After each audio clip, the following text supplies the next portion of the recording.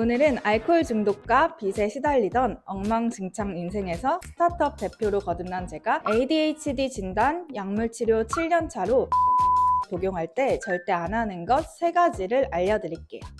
작년 콘서타 품절 사태 이후 지금은 하루 2번 메디키넷을 복용하고 있고요. ADHD 약물치료, 콘서타, 메디키넷 복용 시에 절대 하지 말 것 3가지. 이거 안 지키면 집중력 향상, 충동성 감소에 약물치료 효과가 줄어드는 것뿐만 아니라 감정 기복이나 불안 같은 부작용이 굉장히 심해집니다. 물론 제가 의사는 아니지만 제가 7년 동안 직접 약을 먹으면서 경험해본 결과 이 3가지를 안 지켰을 때는 약물치료의 효과를 보기 어려운 것을 넘어서 몸과 마음의 건강이 약물을 복용하지 않을 때마다 아주 빠르게 악화되었습니다.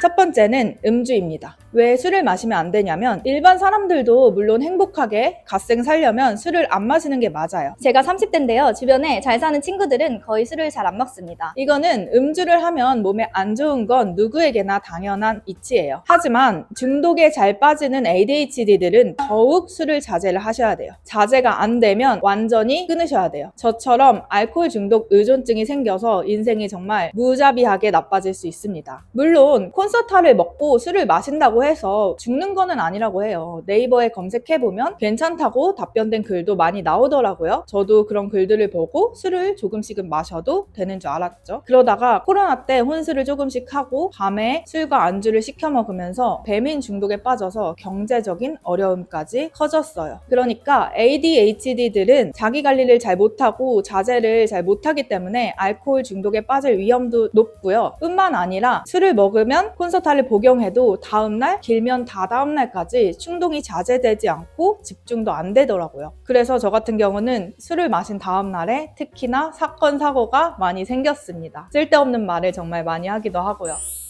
그리고 제 주변 ADHD 분들에게 들은 건데 콘서타 복용 중에 음주를 하면 술을 평소보다 훨씬 더 많이 마시고 필름이 빠르게 끊긴다는 경험담도 다수 있었습니다. 이런 일들이 반복되면 경제적으로도 힘들어지고 몸과 마음의 건강도 나빠지니까 여러분들 절대로 ADHD 약물 치료하면서 술을 드시지 말아주세요. 술 끊는 거 어려운 거 저도 너무 잘 알아요. 저는 알코올 중독 치료로 날트렉손이라는 약도 복용했었어요. 알코올 중독에서 벗어나는 이야기는 너무 긴 이야기라 다음에 영상으로 찍어 볼게요. 두 번째는 수면 부족입니다. 수면 부족은 당연히 콘서타 효과를 감소시킵니다. 저도 잠을 못 자던 시기에 집중도 안 되고 콘서타 약발이 안 받는 것 같아서 의사 선생님한테 말씀드리니까 수면이 부족하면 약 용량을 올릴 게 아니라 잠을 자야 된다고 수면에 도움되는 약을 주시더라고요. 저는 수면 관련 약을 복용하는 거를 개인적으로는 싫어해서 실제 처방받지는 않았지만 의사 선생님께서도 수면 부족이 지속되면 약 용량을 올릴 게 아니라 잠을 자야 한다고 하실 정도로 집중력이나 충동성에 잠이 끼치는 영향이 아주 큽니다.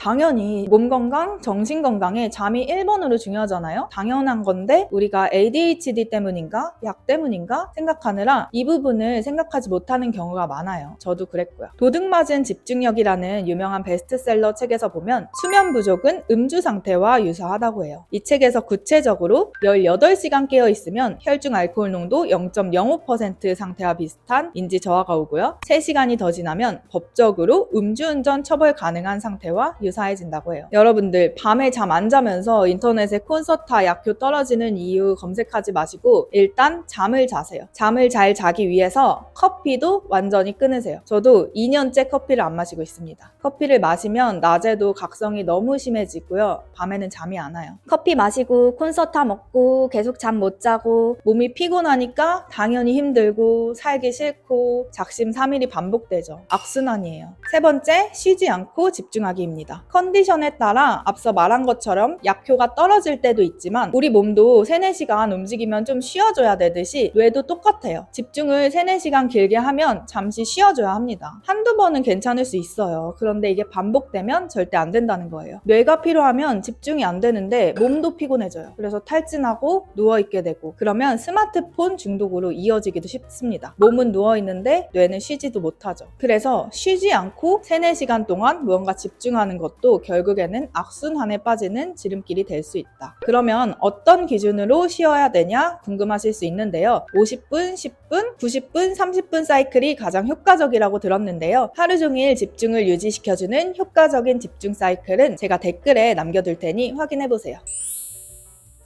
저도 회사 다닐 때도 지금 사업을 하면서도 점심시간과 3, 4시 사이에 알람을 맞춰놓고 잠시 명상도 하고 쉬는 시간을 가져요. 저한테 점심시간은 밥을 먹는 시간이기도 하지만 산책하고 명상하면서 제 뇌를 휴식시켜주는 시간이기도 합니다. 저는 그렇게 점심이랑 3시, 4시쯤 휴식을 안 가지면 뇌정지 상태가 와요. 여러분도 겪어보지 않으셨나요? 이렇게 콘서트 복용 중에 약발 받아서 쉬지 않고 일하고 공부하시면 탈진 오니까요. 쉬는 시간 가져주세요.